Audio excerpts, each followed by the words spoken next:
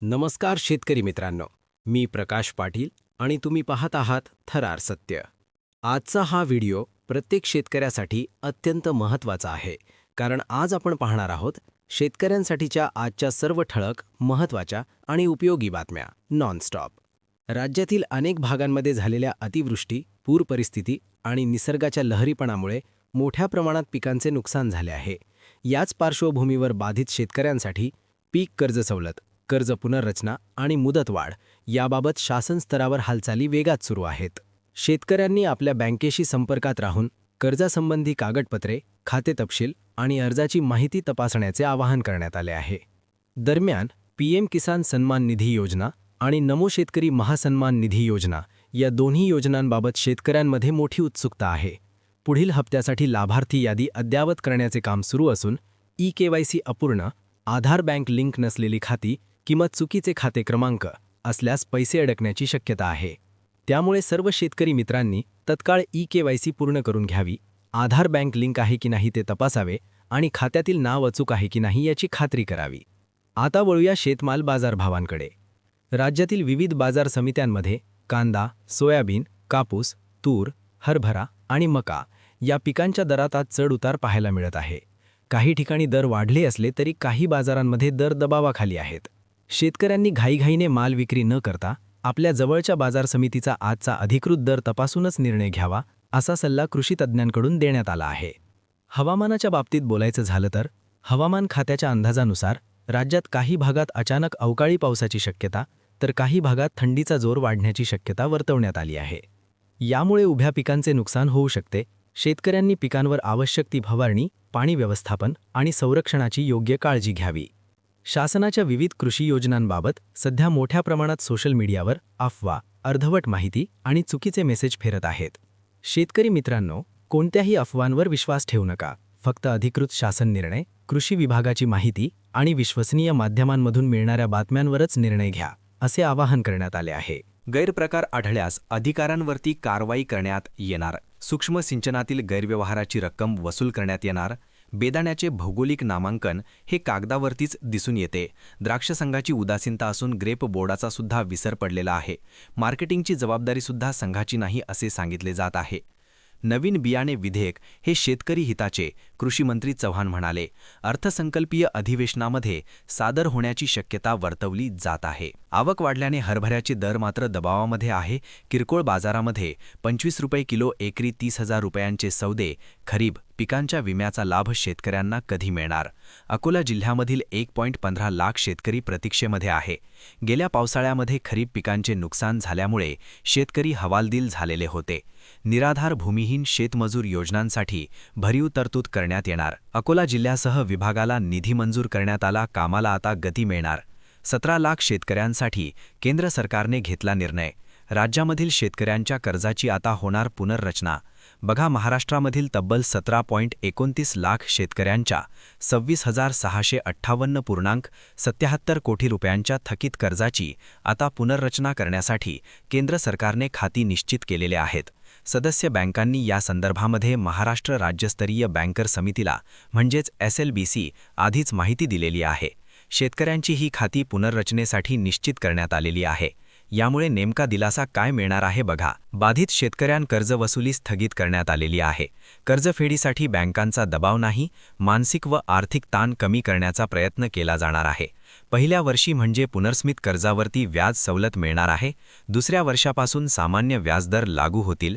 यामुळे मोठा दिलासा मिळेल अशी शक्यता वर्तवली जात आहे. येणाऱ्या काळामध्ये कापसाचे दर हे 9,000 रुपयांचा टप्पा गाठणार. वर्तमान दर पोहोचले 8,500 रुपये प्रति क्विंटलवरती. पांढऱ्या सोन्याने दाखवली चमक.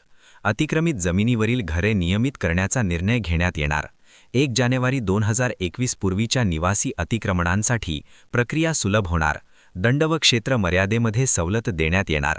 हजारो कुटुंबांना हक्काच्या घराचा मोठा दिलासा. अडदीच्या दरामध्ये मोठी तेजी बघायला मिळते.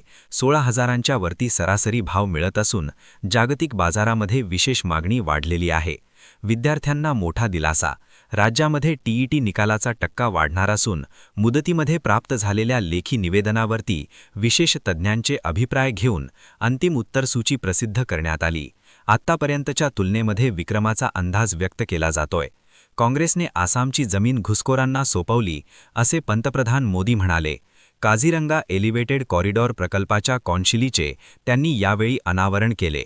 नवीन वर्षामध्ये चांदी 55,000 रुपयांनी तर सोने 6,000 रुपयांनी वधारलेले आहे. पहिल्या 21 दिवसांमध्ये दरात सातत्याने वाढ झाल्याचे चित्र दिसून येत आहे. शेतजमिनीचे जुने वाद मिटणार असून सलोखा योजनेला दिली मुदतवाढ. अकोला जिल्ह्यातील शेतकऱ्यांना मिळाला मोठा दिलासा. अनुसूचित जाती तसेच नवबौद्ध घटकांच्या बचत गटांसाठी ही योजना उपलब्ध करण्यात आलेली आहे. यामध्ये 3.50 लाख खर्चास मान्यता मिळते. 90% अनुदान देण्यात येणार आहे. 90% अनुदानावरती शेती तसेच यांत्रिकीकरणाची संधी उपलब्ध होणार आहे. कृषी गणनेमधील नोंदणीपैकी 89% खातेदारांना शेतकरी ओळख क्रमांक प्रदान करण्यात आले. 63.89% शेतकऱ्यांना पीएम किसानचा लाभ मिळतो. सुनगाव परिसरातील मक्याच्या शेतामध्ये वाघाचे दर्शन झाल्यामुळे ग्रामस्थांमध्ये आता भीतीचे वातावरण दिसून येत आहे. सतर्कता बाळगण्याचे वन विभागाने आवाहन केलेले आहे. मासरूट परिसरामध्ये नगदी पिकांच्या स्पर्धेमध्ये शेतकऱ्यांची तेलबिया पिकांकडे पाठ फिरवली जाते. भाजीपाला वर्गीय पिकांकडे शेतकऱ्यांचा कल वाढल्याचे चित्र दिसून येत आहे. राष्ट्रीय खाद्यतेल अभियानाअंतर्गत तेल घाणा टाका आणि 9.90 लाख रुपयांचे अनुदान मिळवा. तेलबियांचे उत्पादन वाढवण्यासाठी प्रोत्साहन मिळणार. मलकापूर पांगरा परिसरामध्ये कापूस दरामध्ये जोरदार तेजी बघायला मिळते. खुल्या बाजारामध्ये प्रति क्विंटल दर 8,300 रुपयांवरती पोहोचलेले आहे. हरभरा पिकावरती कठोमवाढीचे संकट दिसून येते. व्यवस्थापन न केल्यास नुकसानाचा धोपा. वेळीच उपाययोजना करा, कृषी विभागाकडून आवाहन केले जाते.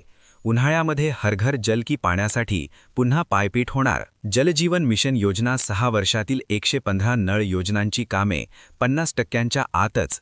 3 वर्षांमध्ये प्रथमच सोयाबीन 5,000 पोहोचलेले असून अजून किती वाढणार भाव. बहुप्रतीक्षेनंतर सोयाबीनच्या दरामध्ये वाढ दिसून येत आहे. शेतकऱ्यांना मोठा दिलासा मिळत आहे. बाजारामध्ये आवक मात्र घटलेली आहे.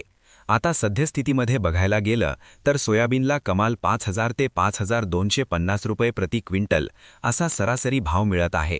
अवघ्या आठवड्याभरापूर्वीच हेच दर 4,800 ते 4,900 रुपयांपर्यंत बघायला मिळत होते. कांद्यावरती किडीचा प्रादुर्भाव फवारणीला वेग आलेला असून रब्बी हंगामामध्ये कांद्याचा पेरा वाढलेला आहे. शेतकरी आर्थिक संकटामध्ये सापडलेले असून कांद्याला सुद्धा भाव मिळत नाही. शेलू बाजार परिसरामध्ये यंदा गव्हाच्या पेरणी क्षेत्रामध्ये वाढ झालेली असून शेतकऱ्यांची गव्हाला पसंती मिळते. सरासरी क्षेत्रामध्ये 25 ते 30% वाढ झालेली आहे. 2,297 हेक्टरवरती पेरणी पूर्ण झाली. तुरीचे दर हे 8,000 रुपयांवरती पोहोचलेले असून आवकसुद्धा कमी झालेली आहे. शेतकऱ्यांना चांगल्या दराची अपेक्षा आहे. बहुपर्यायी पिकांची कास धुऱ्यावरती उत्पादन हमखास. पारवा येथील शेतकऱ्याची प्रयोगशीलता. वर्षाकाठी लाखो रुपयांची कमाई होते. लाडक्या बहिणींची भाजपला मिळाली साथ. महिलांसाठी राखीव असलेल्या 51 पैकी 47 ठिकाणी भाजपा विजयी. दिंडोर येथे किसान सभेचे आंदोलन दुसऱ्या दिवशीसुद्धा सुरूच असून शेतकरी व आदिवासी बांधवांच्या मागण्यांसाठी तहसील कार्यालयासमोर ठिय्या आंदोलन. ढगाळ हवामानामुळे आता गव्हाच्या पिकावरती रोग ड्रोनद्वारे फवारणी केली जाते. शेतकरी झाले हवालदिल. पशुखाद्यासह चाऱ्याचे दर वाढलेले असून शेतकरी सापडले आर्थिक संकटामध्ये. उत्पादन खर्चामध्ये वाढ झालेली आहे. शेती करणे झाले अवघड. पशुपालन आले धोक्यामध्ये.